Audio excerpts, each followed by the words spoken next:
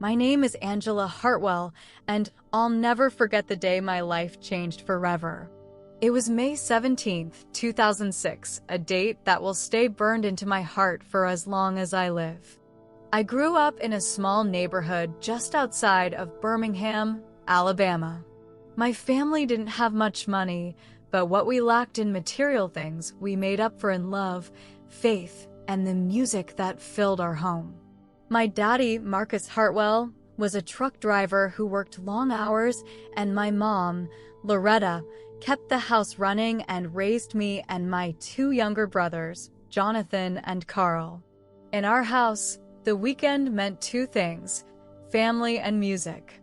And for us, music meant Michael Jackson. My daddy would crank up the stereo in his old Chevy, and we'd sing along to Man in the Mirror or Heal the World while we drove to church on Sundays. Even at our family cookouts, it seemed like Michael was always there, his voice carrying through the speakers as we ate barbecue and shared stories. For me, Michael Jackson wasn't just a singer, he was a symbol, a living, breathing reminder of what Black folks could achieve if they dreamed big enough and didn't let the world tell them they weren't enough. As a little girl, I would stand in front of the mirror, brushing my hair while trying to moonwalk across the floor, imagining what it would be like to meet him one day. I carried that love for him into adulthood, too. When I became an elementary school teacher, I made sure to include Black history in my lessons, not just the stories of struggle, but the stories of triumph. I told my students about Harriet Tubman, about Dr. Martin Luther King Jr., and yes, about Michael Jackson. I even had a small corner in my classroom dedicated to him, a little tribute with his picture and some quotes, because I wanted my students to know they could dream as big as he did.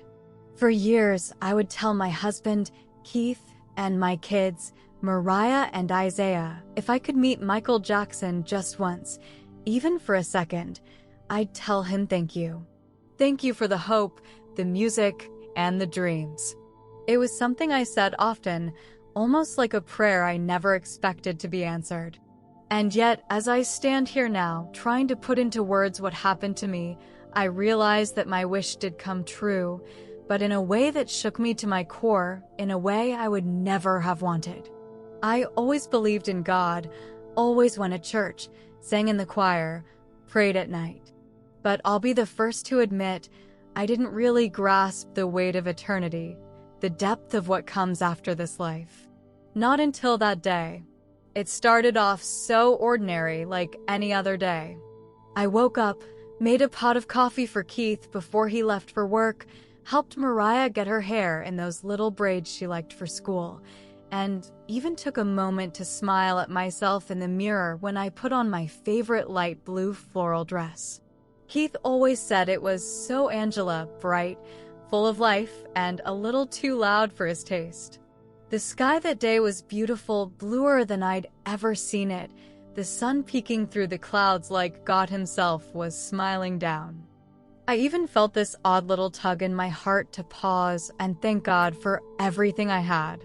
But I brushed it off, thinking I was just in a good mood, just feeling blessed. That afternoon, I was out in our small backyard garden, picking mustard greens for dinner. It was one of my favorite places, my own little slice of peace, where I could dig my hands into the dirt and feel connected to something bigger than myself.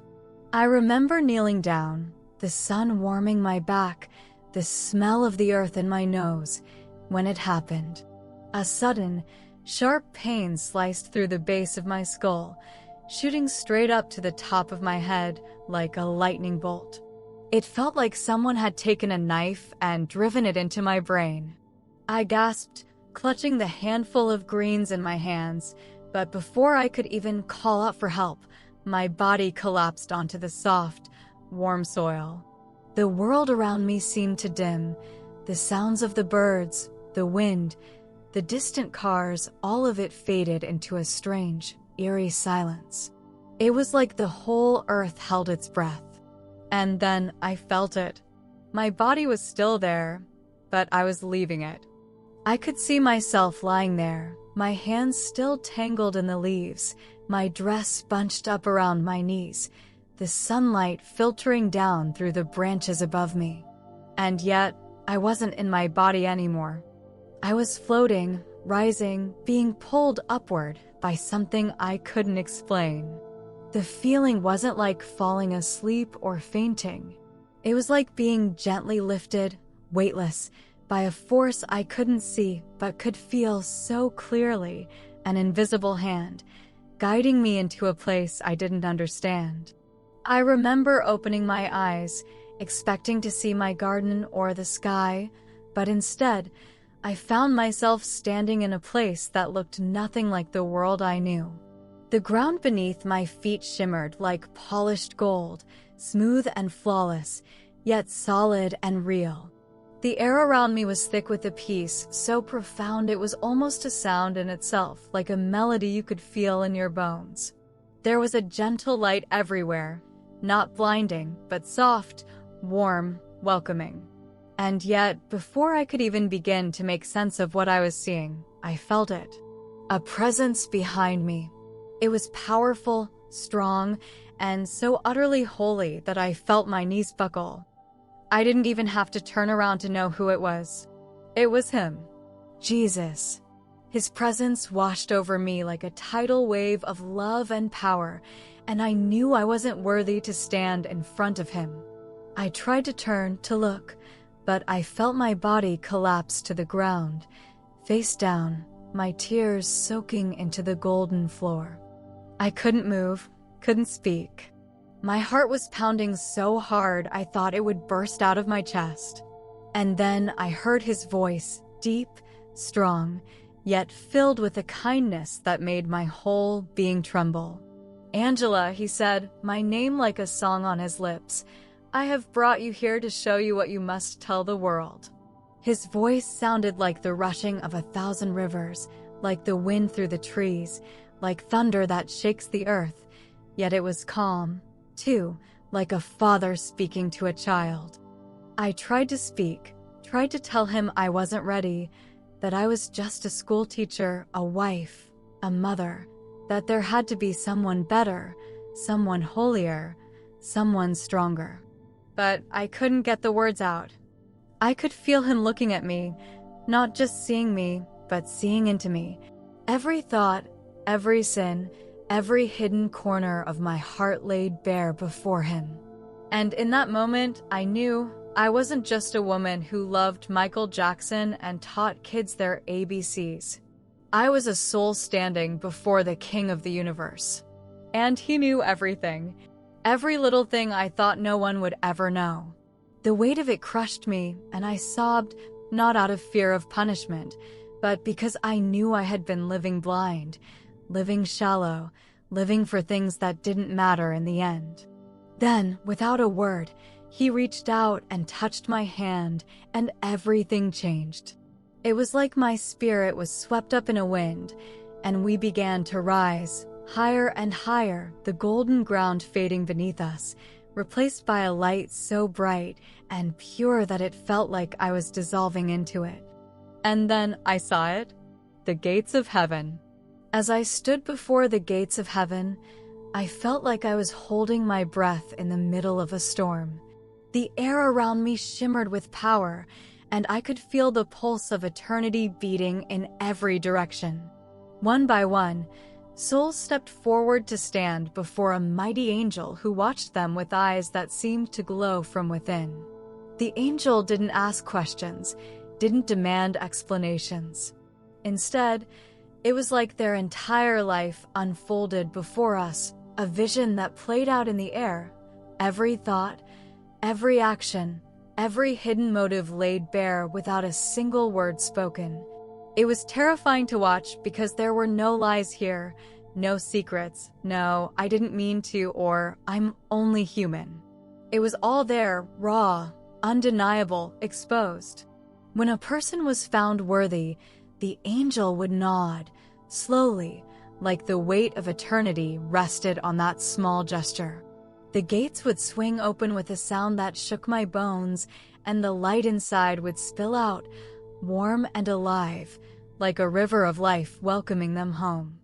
From deep within, I heard the heavenly choir, a sound unlike anything on earth. It wasn't just music. It was joy, an explosion of pure celebration, like all of heaven rejoicing as one.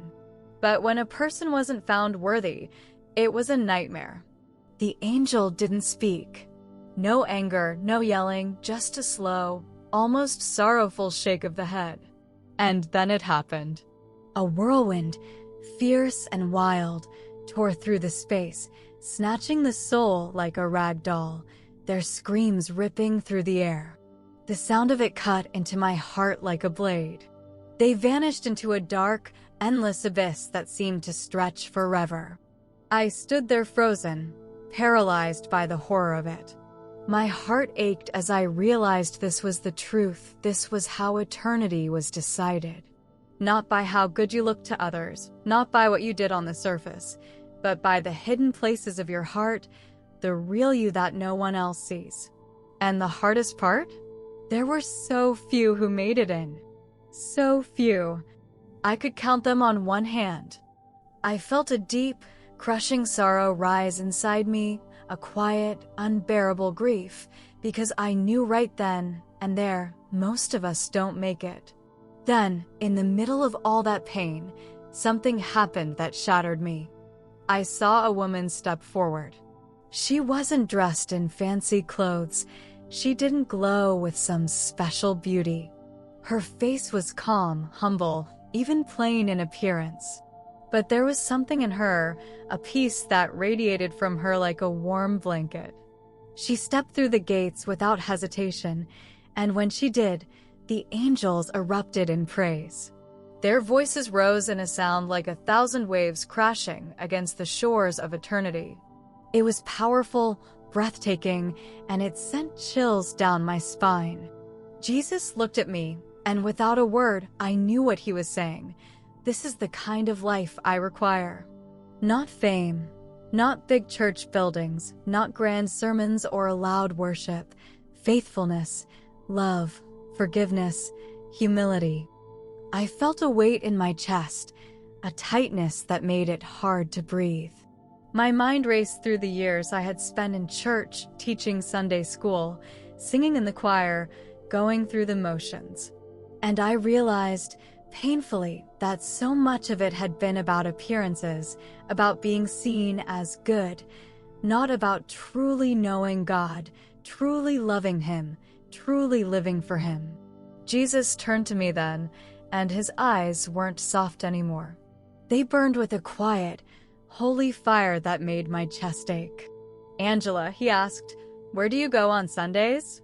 The question caught me off guard, simple on the surface, but heavy with meaning. I answered quickly, almost by reflex, "Lord, I go to church to worship you." And then he spoke, and his voice was like quiet thunder, a sound that seemed to shake the very core of my being. "Many churches on earth do not worship me. They sing about me. They preach about me. But their hearts are far from me. They worship Satan, though their lips still speak my name." His words pierced me like a blade. My mind filled with images, crowded churches, hands raised high, people crying out in worship, preachers delivering sermons with fiery passion. Could it be? Could it really be that all those years I had thought I was worshiping Jesus, I had actually been part of something else entirely? It was like the ground shifted beneath me. The realization crushed me. Jesus looked at me, and I felt his gaze strip away every illusion, every defense, every excuse. "Only a few worship me in spirit and in truth," he said, and his words hit me like a hammer. In that moment, I understood. God doesn't care about how well you sing, how eloquently you pray, or how big your church is. He looks at the heart. And if your heart isn't his, truly his, you are not of the light. You are drifting toward darkness. And then, just like that, the light vanished. The beautiful, radiant place we had been standing in was gone, replaced by a dense, choking darkness so heavy it felt like it was pressing into my skin. The air changed cold at first, but quickly turning into a suffocating, burning heat that made it hard to breathe. The silence was shattered by screams, endless, echoing screams, so many at once that they seemed to blend together into a single, horrifying sound. My body shook. My spirit trembled. I whispered, my voice barely audible, "Lord, where are we?" And his voice, quiet but firm, answered, "To hell. You must see this to warn others." I felt a panic rise in me so strong I could barely stand. My whole being wanted to resist, to beg, to plead for another way. "Please, Lord," I cried out, "I don't want to go there. I don't want to see it." But he didn't back down. His eyes held mine, unwavering, filled with a seriousness I had never known. "Angela, you must go." And so we went. We descended into a place where the darkness closed in tighter and tighter, like being swallowed by the very earth itself. The air became a suffocating presence, a force that pushed down on my chest until I felt like I couldn't take another breath. The smell was overwhelming, a stench of sulfur, of burnt flesh, of decay, so thick it felt like it was seeping into my skin. My stomach churned. My head pounded. Every part of me screamed to get out, to run, to hide, but there was nowhere to go. We reached the bottom, and what I saw shook me to the core.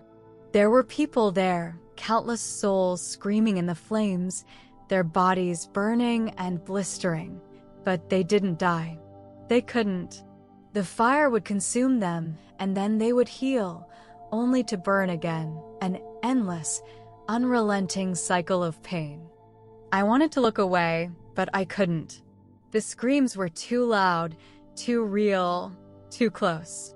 They clawed at my heart, tearing it open in a way that words can't describe. These souls weren't just suffering physically. They were tormented in their very being, as if every regret, every mistake, every hidden sin had turned into an unquenchable fire inside them. Their eyes were bloodshot, their mouths stretched open in desperate cries for help, but there was no help. None. And I stood there, trembling, my hands shaking, knowing this place was real, and that millions of people were walking straight toward it every day, without a clue of what awaited them. I wanted to run, to scream, to wake up from what felt like the worst nightmare I'd ever known. But I couldn't. My legs wouldn't move. My mouth wouldn't open. My heart felt like it was about to explode, but I was frozen, locked in place by a force I didn't understand. Jesus was still beside me, and even though his presence was the only thing holding me together, he said nothing. He didn't have to. The silence spoke louder than words. This wasn't a vision. This wasn't a dream. This was real, and I knew it deep down in my bones. My mind tried to deny it, to tell me I was imagining it, but every sound, every scream, every burning face carved itself into me like a knife. I turned to Jesus, tears streaming down my face, my voice barely a whisper, and I asked, "Lord, what is this place?" His voice was calm, but there was a sorrow in it that made my soul ache. "This is hell, Angela, a place of torment prepared for the devil and his angels. But many souls have chosen to come here, through disobedience and rejecting me."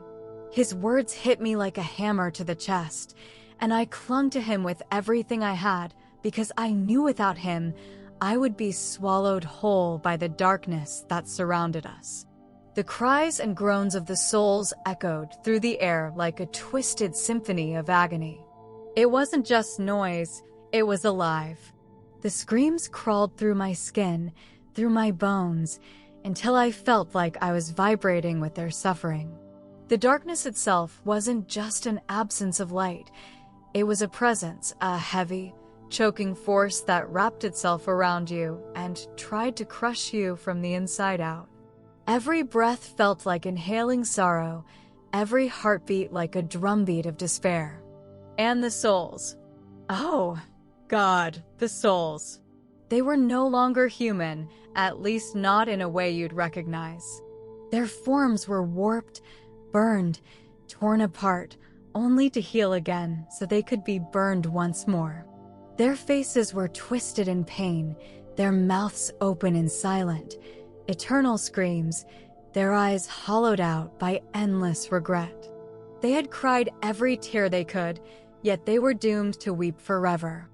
I tried to walk, but every step felt like I was moving through thick, clinging mud made of pain and regret.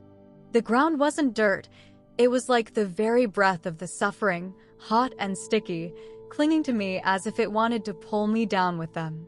Every breath was a struggle, like inhaling the weight of 1,000 broken dreams.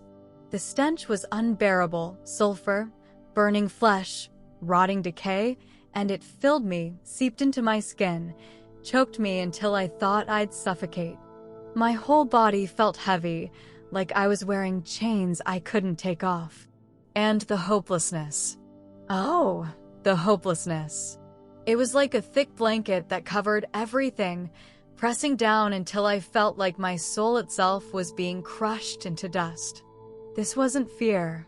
This was despair so deep, so complete, that it felt like there was no bottom. And that's when I realized the true horror of this place. It wasn't just the fire or the screams or the pain, it was the absolute absence of hope. There was no light, no future, no rescue coming. It was a place where regret was the only thing left, where the cries for mercy would never be heard. And in that darkness, I felt something pierce through me. It wasn't physical. It was deeper than that. It was as if the pain of every soul there seeped into me, wrapped itself around my bones, and tried to pull me under. I could feel it, every mistake they had made, every chance they had rejected, every sin they had hidden. It wasn't just a place of punishment. It was a place where the weight of their choices crushed them, where they were forever haunted by what they had done and what they had lost. Their eyes, their hands reaching out in desperation, it was all so real. And I felt my heart shatter. Then, through the thick darkness, I saw him. A figure moving in a strange, broken rhythm, like a puppet being yanked around by invisible strings. It wasn't like the other souls who screamed and writhed in place. This one was moving, dancing. But it wasn't a dance of joy or celebration. It was a twisted, grotesque movement, as if every joint in his body was being snapped and pulled in directions it wasn't meant to go. My breath caught in my throat as I stared. It took me a moment to realize what I was seeing. His face was disfigured, scorched, and torn, barely recognizable beneath the burns and scars. But there were pieces that gave him away, a singed, white glove on one hand. The remnants of what looked like a red and black jacket hanging in tatters. The hair, or what was left of it, curled and burned at the edges. And then the way he moved. The dance moves, those unmistakable steps that had once thrilled millions. It was Michael Jackson. I knew it in my gut, even though his face was almost unrecognizable. I felt my heart seize in my chest. Michael Jackson was in hell. And he wasn't just standing there. He was being forced to dance. The demons circled him, shrieking and howling, cracking flaming whips across his body. They jeered and mocked, their voices high-pitched and cruel. Dance for us. Sing for us. You wanted fame, didn't you? You wanted to be a star. And every time he faltered, every time he slowed or tried to stop, they lashed him again, the flames searing into his skin. The agony on his face was unbearable. Tears streamed down his charred cheeks, mixing with the blood and sweat. He was crying out, begging for mercy, begging for forgiveness. Please, I'm sorry. I'm so sorry. He wept over and over, his voice breaking, raw with pain. And in the middle of the flames, he confessed. Through the sobs, he repeated his sins, his regrets. He spoke of how his music had led people astray, how his lifestyle had inspired fans to chase after the world instead of God. He wept for the lives he had influenced, for the choices he had made, for the souls that had followed his example instead of following Christ. And yet, as he cried and begged, the demons only mocked him louder. They laughed at his pain, at his pleas, and forced him to keep dancing. The whips cracked. The fire burned. The screams never stopped. I wanted to look away, but I couldn't. My eyes were locked on him, and my soul felt like it was being torn apart.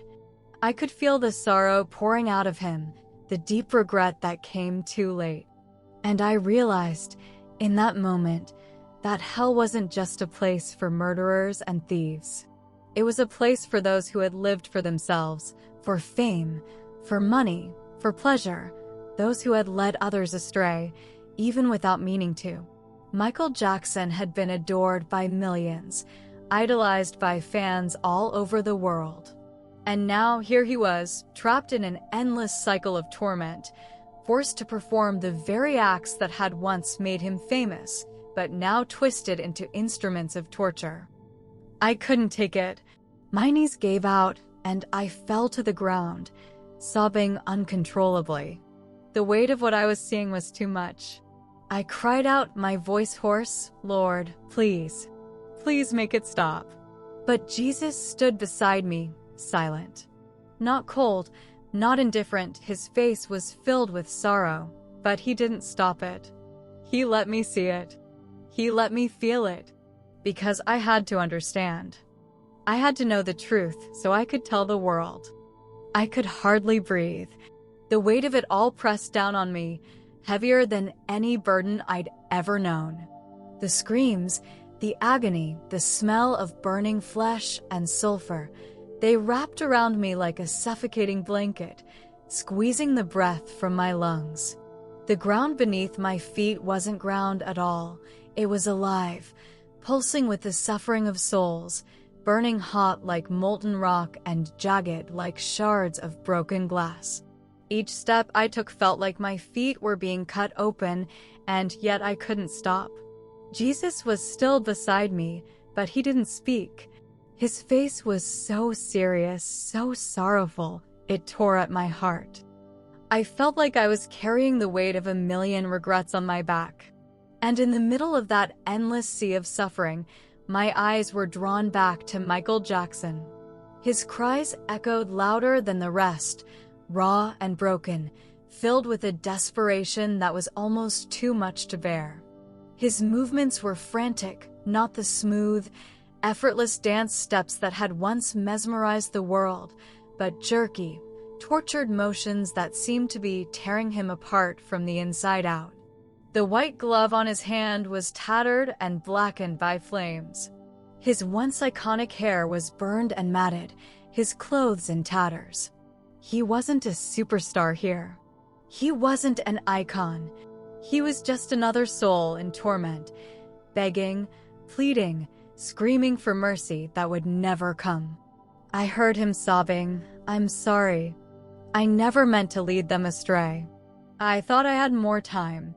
Over and over, those words poured out of him, as if saying them enough times could change the outcome. But nothing changed. The fire raged on. The demons laughed.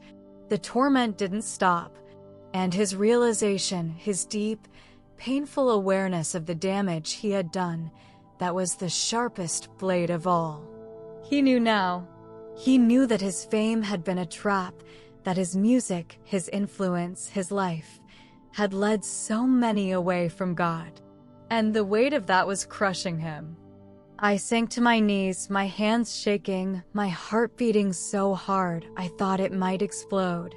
Tears streamed down my face, mixing with the choking, sulfur-filled air around me. I couldn't take it. I couldn't stand the thought of millions of people following in Michael's footsteps, idolizing him, singing his songs, mimicking his moves, never realizing that they were being led away from the only one who could save them. I thought about my own life, my own heart, the times I had let the world guide me instead of Jesus. The realization cut me deep, exposing all the places where I had been blind, where I had compromised, where I had let culture shape my faith instead of the Word of God. And then Jesus spoke. His voice wasn't angry, but it was filled with a holy fire that made me tremble.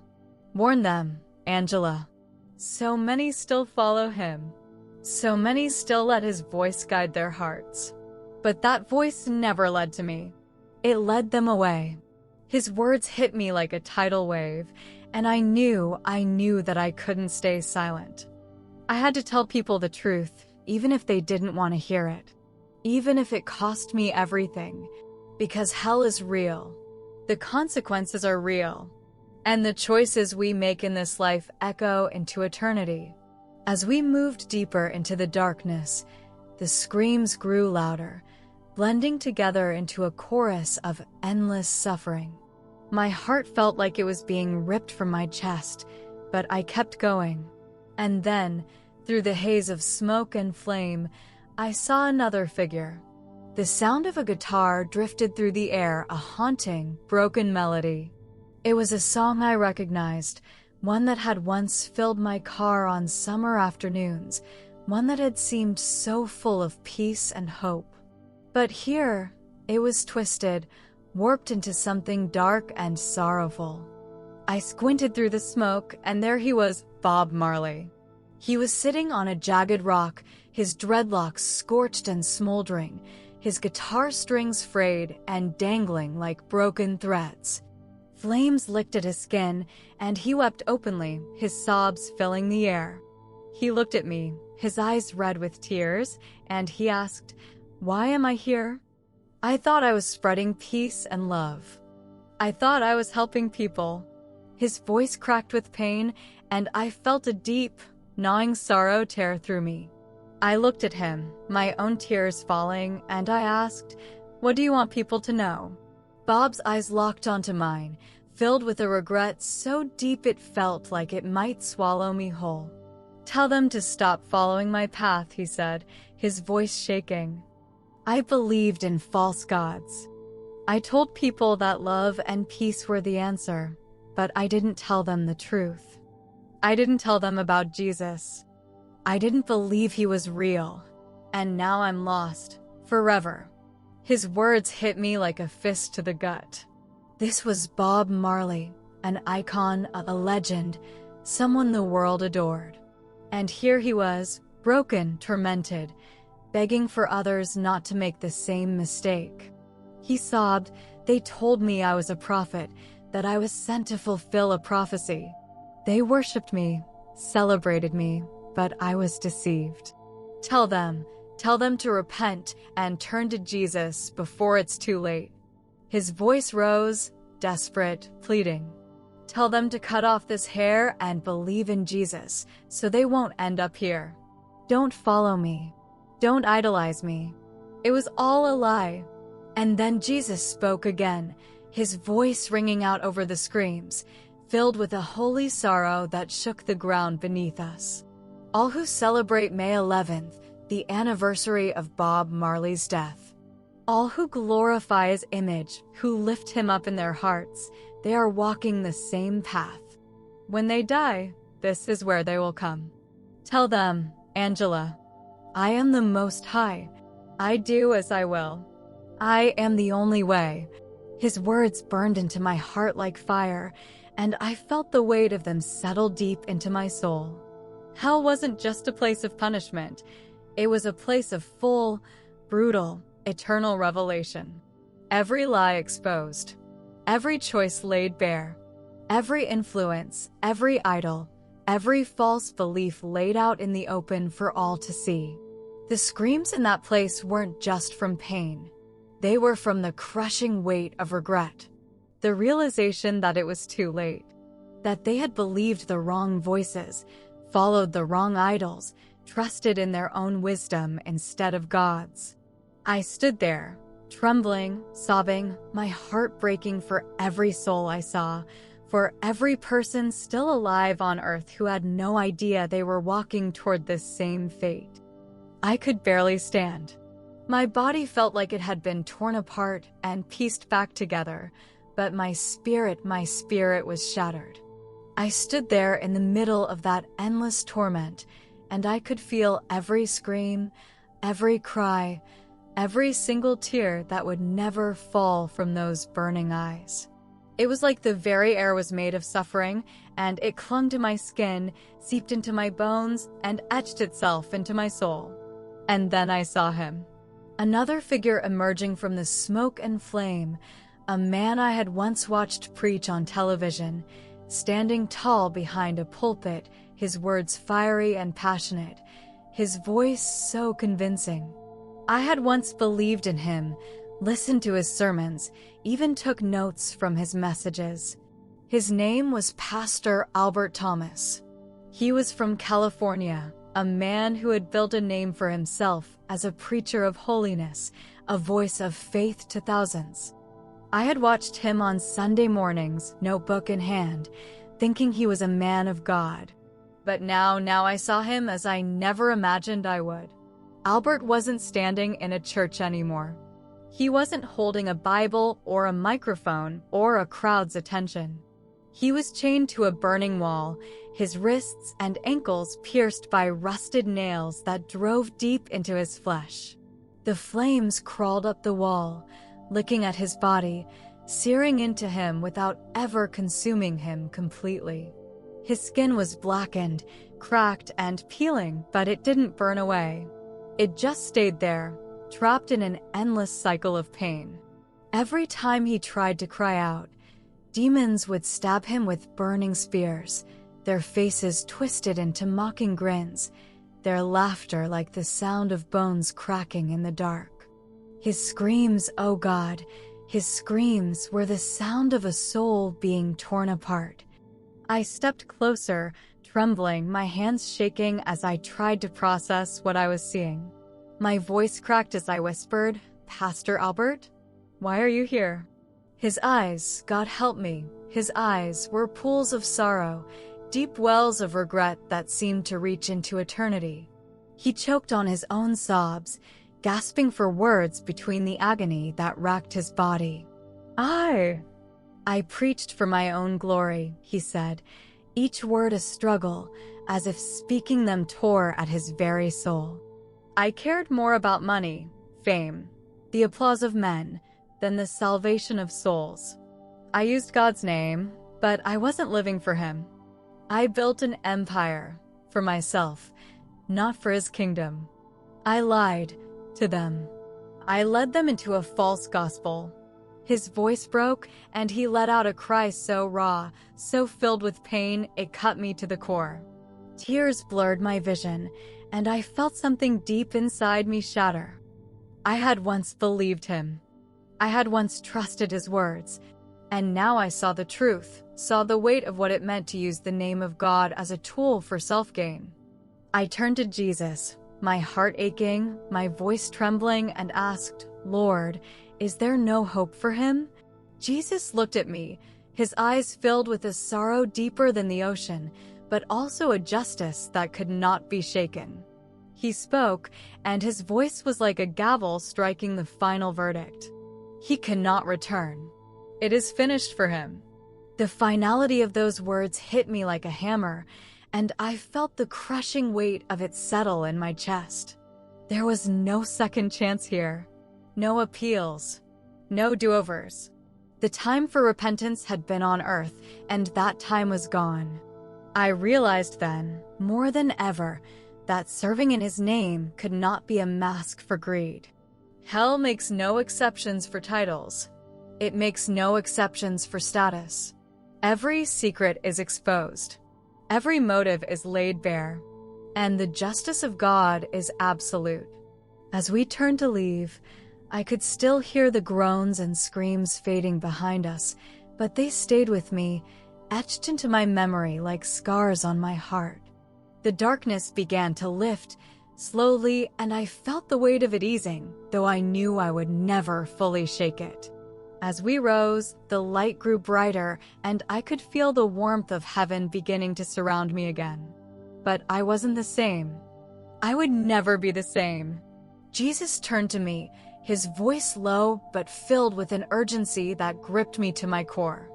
"Angela, you must tell the world what you have seen. Hell is not a metaphor. It is not a story. It is not a symbol. It is real. And it is waiting for those who live in deceit, in pride, in sin without repentance. Many are walking this path right now, unaware of where they are heading. Warn them. Call them to turn back. Tell them to repent, to surrender their hearts fully to me, while there is still time. Time is running out." Those words, they burned into my heart, searing themselves into my soul. I knew, with every fiber of my being, that this wasn't a message I could keep to myself. I had to tell the world, even if they hated me for it, even if they didn't believe me, even if it cost me everything. I had to speak the truth because eternity is too long to be wrong. And then, like a flood of light breaking through the darkest night, we began to ascend.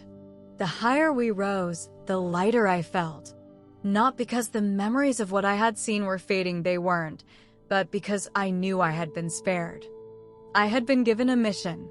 The cries of the damned still echoed behind me, fading into the distance, and the light of heaven wrapped around me, pulling me up and out of that abyss. I gasped as I opened my eyes, back in my body, lying on the floor of my living room, sobbing uncontrollably. My hands were shaking. My heart was racing. The tears poured down my face like rivers. The memories were vivid, so real it was like I could still feel the heat of the flames, still smell the sulfur, still hear the cries of the lost. I knew I could never stay silent. I had to tell the story. I had to shout it from the rooftops, even if people thought I was crazy. Because hell is real. And if you're hearing my voice right now, you still have a chance. There's still time. Turn to Jesus while you can. Seek him with all your heart. Surrender everything. Don't wait. Don't risk eternity. Don't gamble with your soul. Jesus is the only way, the only truth, the only life. No amount of fame, money, or talent will save you. Only the blood of Jesus can. Please, please don't delay. Choose him. Choose life. Choose salvation before it's too late. I want to pause for a moment because what I saw next will stay with me for the rest of my life. I know you've heard a lot already about the screams, the pain, the agony of hell, but there's more, and it's something that shook me to my core. When we talk about famous people, celebrities, pastors, people we look up to, we often forget they're human too. We forget they make choices, and those choices have eternal consequences. I saw Michael Jackson, yes, but I also saw others. Ordinary people, pastors, politicians, people who had been praised by the world, admired, followed, and loved. And now they were all here, tormented, burning, begging for mercy that would never come. One face, though, stood out among the rest. Pastor Albert Thomas, a man I had once looked up to, now chained to a burning wall, his cries for forgiveness drowned out by the sound of demons jeering and stabbing him with fiery spears. I saw Bob Marley too, sitting on a jagged rock, weeping, his guitar strings snapped, his dreadlocks scorched, confessing that he had been deceived, that he had led people away from Jesus. Their voices blended into a symphony of despair, a melody of regret that filled the air like poison. And it wasn't just the famous names. It was everyone. Ordinary people. Moms, dads, friends, teachers. All of them crying out, wishing for one more chance, but it was too late. The darkness, the fire, the suffocating air, it was all real. And it was terrifying. Jesus stood beside me, his face solemn, and I knew he had let me see all of this for a reason. It wasn't just about the celebrities. It was about every single soul who had rejected him, who had lived for themselves, who had chosen the wide path that leads to destruction. He turned to me, his eyes piercing into the depths of my being, and said, "Angela, tell them, warn them. They must know that hell is real. It is not a story. It is not a metaphor. It is the destination for those who reject me. Tell them while there is still time." And then, as if the weight of hell wasn't already enough, I heard a soft voice, almost a whisper, cut through the darkness. It wasn't part of the screams. It wasn't the demons. It was a voice filled with sadness, with a raw, aching pain that felt so familiar, so human, it made me stop in my tracks. And then I heard her story. Her name was Sheaml, and her voice came like a fragile echo, telling her tale of a life marked by pain. She had been diagnosed with a rare autoimmune disease when she was just 20 years old. It started with fatigue, with joint pain, but it didn't stop there. It grew worse, eating away at her body until every day felt like a battle just to exist. Her dreams crumbled. Her friendships faded. The people she loved the most drifted away, unable or maybe unwilling to understand the depths of her suffering. I felt her loneliness in my own chest, like a knot tightening around my heart. She spoke of the pitying stares from strangers, the whispered comments she heard behind her back, the cruel, dismissive remarks from people she had once called friends. "You don't look sick," they'd say, or "Are you sure it's not all in your head?" Every word a knife in her heart. She told of a day when she tried to join her friends for a simple outing, only to be met with impatience, with subtle glances, with the unmistakable weight of being an unwanted burden. They told her, masked in kindness, that she should stay home and rest. And so she did. And the walls of her home became a prison. The isolation sank deeper. The hours turned into days, the days into weeks, the weeks into an endless fog of loneliness and pain. I could feel the weight of it as she spoke. The despair that creeps in when your body betrays you. The silent agony of being left behind, forgotten by the world. Sheaml's story continued, and I could hear the quiet sobs in her voice as she described the night she made her decision. She had thought about it for weeks, sitting alone in her apartment, watching life pass by through the window like a movie she wasn't part of anymore. The pain, physical, emotional, spiritual, it was too much. She felt like a burden to her parents, the only people who still cared. She thought about the stress, the worry she caused them, and she told herself, in a twisted sense of love, that maybe they'd be better off without her. That thought brought her a strange kind of comfort. That night, when the pain was so bad she felt like she couldn't breathe, when the loneliness was so heavy she thought she'd suffocate under its weight, she made her decision. She wrote a letter to her parents, her tears smudging the ink as she tried to explain that she loved them, that she was sorry, that she just couldn't keep going. Then she left quietly, not wanting to disturb them, not wanting to give them a chance to stop her. She walked to the park, the only place that had ever brought her peace. The trees, the soft sway of the branches, the quiet of the night. It was all so still, so peaceful, so final. She had prepared for this, gathered her pain, gathered her loneliness, and made peace with her decision. Or so she thought. What she didn't know was that her story wasn't over. Not yet. As I drifted there, suspended between life and death, I felt a strange calmness settle over me. It wasn't peace, At least not the peace I had longed for. It was more like a numbness, a quiet that blanketed everything. My body lay still beneath me, slumped on that park bench, pale and cold, but I hovered above it, weightless, almost like a mist caught in the wind. I should have felt relief. I had finally done it. The pain was over, or so I thought.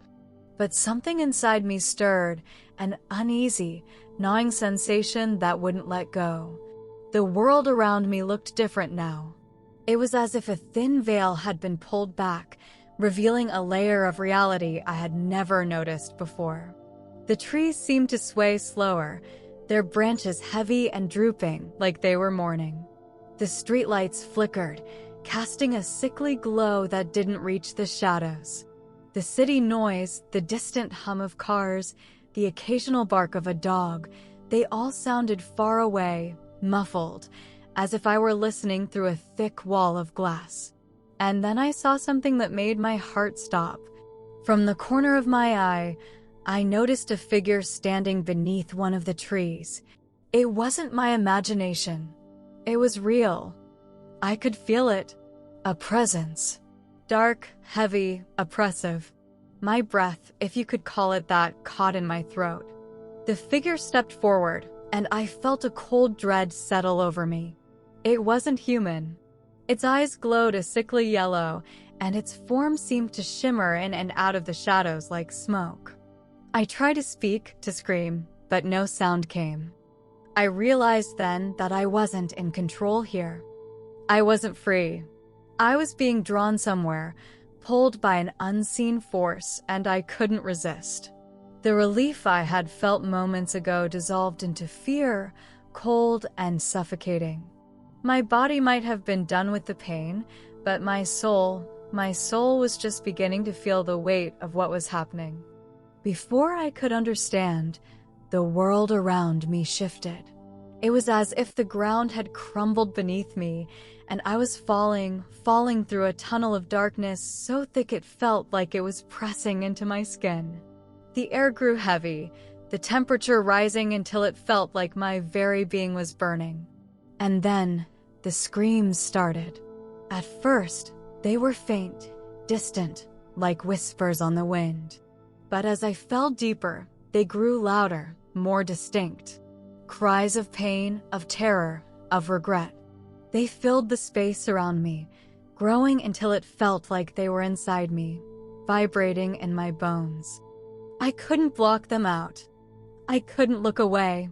I could feel the suffering, the hopelessness, the unbearable despair. It wasn't just a sound.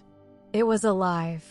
It was as if the very air was made of sorrow, of wailing, of agony that had no end. My heart pounded, but there was no escape. I was in it. And then, through the haze of fire and smoke, I saw him. The figure moved differently from the others, and for a moment, I didn't recognize him. His face was twisted in pain, barely recognizable, but the way he moved jerky, rhythmic, like a puppet forced to dance, it was unmistakable. The white glove, the charred remnants of an iconic outfit, the singed curls of his once glorious hair. My breath caught in my chest. It was him, Michael Jackson. And he wasn't just there, he was trapped, tormented, forced to dance over and over as if every beat of the music that had once made him famous now marked the rhythm of his suffering. Demons circled him, snapping whips of flame, jeering at him. Dance for us. Entertain us. They mocked, their voices high-pitched, cruel. He cried out, his voice raw, pleading for mercy, for forgiveness, but there was none. His cries were swallowed by the fire, by the laughter, by the endless torment. I'm sorry. I never meant to lead them astray. I didn't know. His voice cracked with the weight of regret, and I felt it, his realization, too late, that his life had led people down a path that ended in destruction. The fame, the music, the adoration of millions, it had all been a trap, and now he was paying the price. The image burned into me, and I couldn't look away. His suffering wasn't just physical, it was spiritual. It was the knowledge of the lives he had influenced, the hearts he had led away from God, the idolatry he had cultivated. And now it was too late. I wanted to cry, to scream, to turn back time, but there was no going back. The truth was laid bare, and it was horrifying. And then I heard another voice, soft but urgent. It was Jesus. His voice cut through the noise, the screams, the fire. It wasn't loud, but it was powerful, so powerful it silenced everything else in my heart. "Angela," he said, his tone both gentle and firm, "warn them. Warn them that following the world leads to death. Tell them the truth. My word is life. My way is the only way. There is no other name under heaven by which men can be saved. Warn them while there is still time." His words hit me like a wave, and I knew this was my mission. This was why I had seen what I had seen. Not to scare, not to judge, but to warn. To shout it from the rooftops, even if it cost me everything. I had to tell the truth.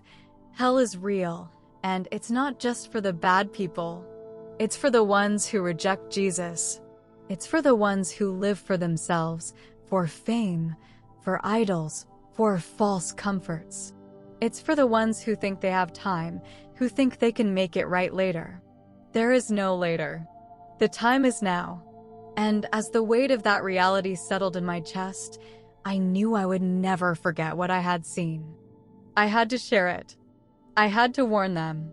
I felt as if I were drifting in a nightmare that had no end, a waking horror that wrapped itself around me so tightly I could barely breathe. The cold detachment that had settled over me moments ago began to give way to something else, fear. Deep, bone-chilling fear. I wasn't just an observer anymore. I was part of this. I was moving with the others, a part of this endless river of lost souls. The faces around me were hollow, their eyes empty pits of sorrow and hopelessness. None of them spoke, none of them even seemed aware of each other. We were all being pulled forward by an invisible force, like marionettes in some cosmic play we didn't understand.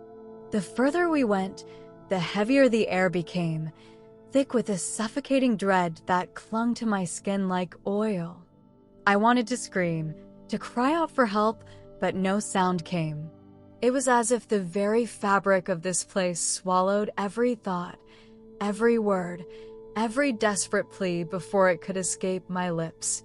And then I saw it. The gate. Oh, God, the gate. It rose before us like a monument of terror, a towering mass of twisted black metal, its surface carved with the contorted faces of the damned. They stared back at me, their eyes wide with terror, their mouths frozen in silent screams that seemed to echo in my mind. The air around it pulsed, a heavy, oppressive force that pressed down on me like a crushing weight. I wanted to turn and run, to claw my way back to the world I knew, but I couldn't. My feet, or whatever form I had in this state, refused to move.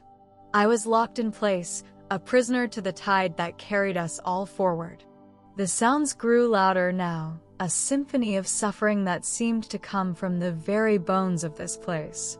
The cries of the tormented, the howls of anguish, the wails of those who had lost all hope, they filled the air, wrapping around me, seeping into my soul. And then, the gate creaked open. What I saw on the other side was worse than any nightmare, worse than anything I had ever imagined or heard in a sermon. It was hell in its purest, rawest form, a landscape of endless torment, where rivers of molten lava twisted through jagged, scorched earth like veins of fire.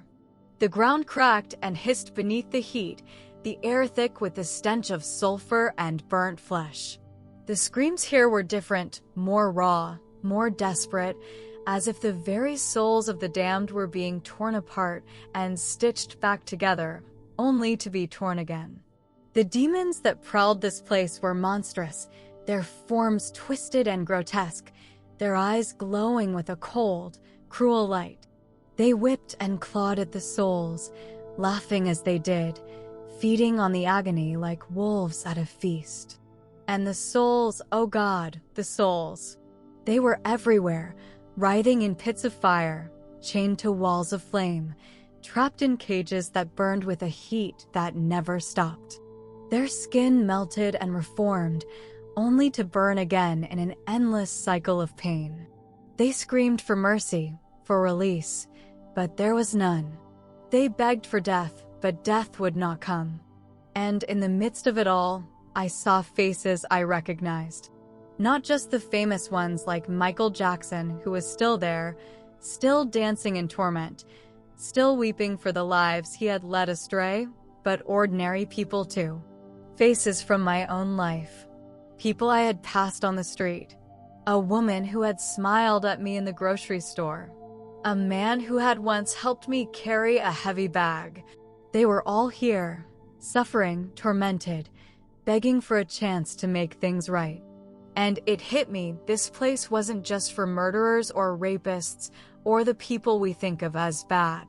It was for anyone who had rejected Jesus, anyone who had lived their life without him, anyone who had put their faith in themselves or in the world instead of in the only one who could save them. I turned to Jesus then, my whole being trembling, and I asked the only question I could think to ask. Lord, why are they here? How could this happen to so many? His voice was steady, but filled with a sorrow so deep it made my heart ache. They chose this, he said softly. They rejected my love, my truth.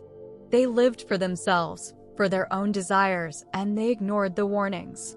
They believed they had time. They thought they could turn to me later, but later never came. And now it is too late. His words struck me like a thunderclap, and I realized, with a sinking dread, that this could have been me. This should have been me. I had thought about ending my life, thought that it would bring me peace, but what I had been stepping into was a nightmare beyond comprehension. Death wasn't the escape I had imagined. It was the doorway to eternity, and what waited beyond that door was determined by the choices we make here in this life. The weight of that truth crushed me, and I felt tears spill from my eyes, though they burned as they fell. And as the screams rose around me, I knew I had to tell the world. I had to warn them, to plead with them to choose Jesus, to surrender now while they still had the chance. Because once that gate closed, once the breath left their body, it would be too late. There would be no turning back, no second chance, no escape. As I stood there, locked in place, unable to move or even breathe, I felt the weight of what I was witnessing press into me like a mountain. The screams, the stench, the oppressive heat, it was unbearable, but the worst part wasn't the fire or the demons or the endless torment. The worst part was the hopelessness, that thick, choking sense of finality that wrapped itself around every soul like chains that would never break. And in the middle of it all, my eyes were drawn to him, Michael Jackson. He wasn't writhing like the others. He wasn't being whipped or burned in the same way. His torment was different, almost more profound, and it was written all over his face. His skin was blistered, his hair singed, and his clothes hung from his body in tatters. But what struck me the most, what sent a shiver through my entire being, was his eyes. They weren't just filled with pain. They were heavy with something deeper, regret. Regret so deep, so consuming, it seemed to seep out of him like a dark fog. It was the regret of a man who had seen the truth too late. The regret of someone who had once been worshipped by millions, who had been adored and praised, who had been lifted up as an icon, but who had spent his life far from the truth, leading others down the same path. Michael turned his head slowly, his gaze locking onto mine, like he could see straight through me, see into my very soul. And in that moment, I felt like I could see into his. The weight he carried was crushing. It wasn't just the physical torment, the fire, the chains, the pain that radiated from his body like waves of heat. It was the weight of millions of souls. The weight of influence. The weight of a life lived for fame, for applause, for glory that was fleeting. His eyes held a silent scream, a plea that would never be answered, and it shook me to my core. I wanted to look away, but I couldn't. I was frozen, transfixed by the sight of him, and as I stood there, I heard his voice not out loud, but inside my mind, as if his soul was crying out across the divide that separated us. I didn't know, he whispered, his voice heavy, ragged, broken. I didn't know I was leading them away. I didn't know the price I would pay. Tears welled up in my eyes, but they burned, searing as they fell, like the very air was fire. I wanted to reach out to him, to say something, anything, but no words came. My voice was gone, swallowed by the screams around me. And then I heard Jesus speak again, his voice cutting through the chaos, steady, firm, and filled with an authority that could not be challenged. Angela, you must tell them. Fame will not save you. Talent will not save you. Good intentions will not save you. Only I can save. And those who reject me, those who lead others away from me, will bear the weight of their choices. His words settled deep in my soul, burning like a brand, and I knew this was why I was here. Not just to see the torment, but to feel it, to understand the stakes, to know what was really at risk. I looked back at Michael, and I saw the chains tightening, the fire rising, his body trembling as if the very flames were alive, gnawing at him without ever consuming him fully. The demons circled him, their eyes glowing like coals, their laughter a sound that made my stomach turn. They jeered, mocking him with twisted smiles. Dance for us, Michael. Entertain us. You wanted the stage, didn't you? You wanted the world to love you. Dance. And they cracked their whips, driving him to move, his body shuddering with pain as he lifted his feet in that once familiar rhythm, now a grotesque parody of the joy he had once brought. His movements were jerky, broken, filled with agony, and his cries echoed across the flames. I'm sorry. I'm so sorry, he sobbed, but there was no mercy here. None. His tears fell, but they did not cool the fire. His pleas were swallowed by the darkness. And I understood, with a weight that crushed me, that his suffering was not just for his own sins, but for the souls he had led astray, the millions who had followed him, who had idolized him, who had been drawn in by his music, his image, his influence, and who had never known Jesus. I turned away, unable to bear the sight any longer, but the sounds, the screams, the weight of it all, they stayed with me. They're still with me, even now, even as I sit here, telling you this story. I can still hear the fire crackling, the demons laughing, the souls wailing in endless despair. And I know that I was sent back for a reason. To warn you, to beg you to turn to Jesus, to stop following the world, to stop chasing fame, money, influence, things that seem so important now, but are dust in the wind compared to eternity. Hell is real, and once you're there, it's too late. I could barely breathe, barely think. My entire being trembled as I watched what unfolded before me. Michael Jackson, once the king of pop, a man the world adored, now reduced to a broken figure consumed by eternal regret. His body was chained, pulled down to his knees, forced into a stage that was not for applause, but for judgment. The chains glowed red-hot, pulsating like veins of fire, wrapping tighter every time he tried to move. And then came his words, rasped out in a voice so hoarse and weak that it seemed to come from the depths of a shattered soul. "I sold my soul to the devil," he whispered, and those words pierced the air like a blade. They hung there, heavy, undeniable, final. I felt the breath catch in my chest. I had heard rumors, whispers of dark deals in the music industry, but hearing him say it, seeing the weight of those words etched into his very being, made it all real in a way I never could have imagined. He spoke of fame, fortune, the promises of greatness, of influence that would never fade. And yet, as he spoke, it was clear none of it had satisfied him. He had chased more and more, feeding a hunger that could never be filled, until it devoured him whole. His voice cracked, each word a struggle, as if the very act of confessing his sins tore at what remained of his soul. "They told me I'd be the greatest, that I'd be remembered forever, but they didn't tell me the price."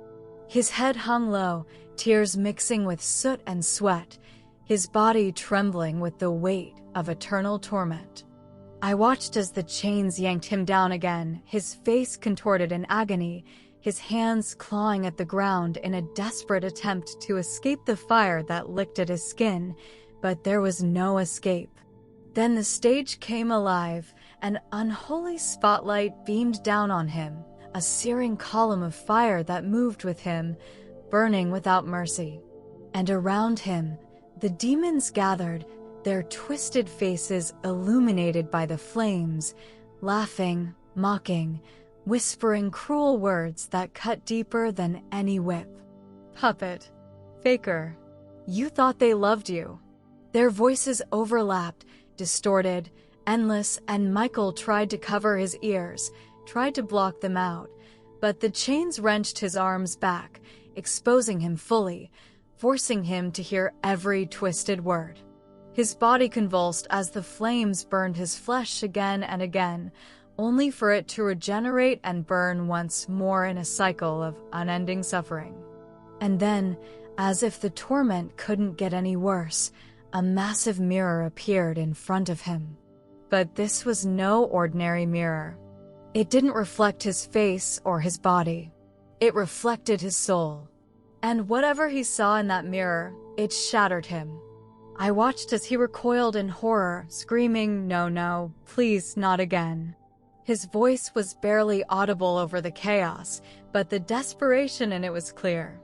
The mirror forced him to relive every compromise, every deal, every innocent soul misled, every time he had ignored the conviction in his heart for the sake of fame, of fortune, of applause. It showed him the true cost of his choices, the lives he had influenced, the people he had led astray. The realization was written across his face in a way that needed no words. It was the face of a man who knew he had traded everything that mattered for a fleeting moment of glory, and now there was no way back. No redemption. No second chance. The demons laughed, feeding off his anguish, while the fire raged on, devouring but never consuming. And just before I was pulled away, I saw him mouth one last, desperate plea. "Don't make the same mistake." The words echoed in my soul, a haunting whisper that will never leave me. And then it happened. That dark force, the same one that had pulled me down into the depths of hell, shifted. I felt it, an energy, a pull not dragging me deeper, but lifting me upward. I couldn't resist it, just as I hadn't been able to resist the pull into the darkness. It was like an unseen hand had grabbed hold of me, pulling me away from the fire, away from the torment, away from the cries that would echo forever. The screams and wails of the damned faded into the distance, replaced by an eerie, almost deafening silence. The oppressive weight of despair that had wrapped around me like chains began to lift, replaced by a sensation so light, so free, it was almost too much to bear. I didn't understand what was happening, but I knew one thing for sure. I was leaving hell. The darkness began to dissolve, crumbling away like ash on the wind. And as the blackness gave way to light, I felt something deep inside me shift. I wasn't the same person anymore. I had seen too much. I had felt too much. And now I had been given a second chance. I gasped as my eyes flew open. The blinding light faded into a soft, sterile white, and I realized I was staring at the ceiling tiles of a hospital room. Machines beeped steadily around me, and I could hear the muted sounds of nurses moving quickly, doctors murmuring in hushed, urgent tones. My body felt heavy, but the weight of despair that had crushed me in hell was gone. It was replaced by something entirely different, a profound, overwhelming sense of peace, like I had been wrapped in a warm, gentle embrace. The air was cool against my skin, a stark contrast to the suffocating heat of hellfire I had just left behind.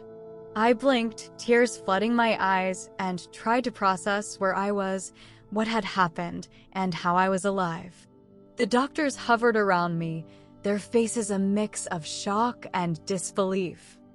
I heard them say words like miraculous and impossible. They checked my vitals over and over, flipping through charts, whispering among themselves. They told me later that I had flatlined. My heart had stopped. They had done everything they could, but there had been no response. By all logic, by every medical expectation, I shouldn't have come back. But I had. And I knew, I knew. It wasn't the doctors who had saved me. It was Jesus. It was mercy. It was grace I didn't deserve. 2 days later, when they wheeled me out of the hospital, I felt like a different person.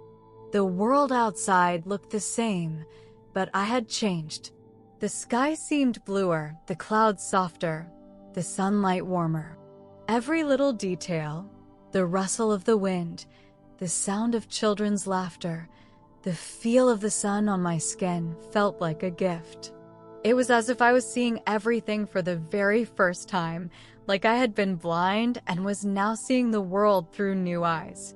My heart was overwhelmed by a sense of awe, of gratitude, of a second chance I didn't deserve.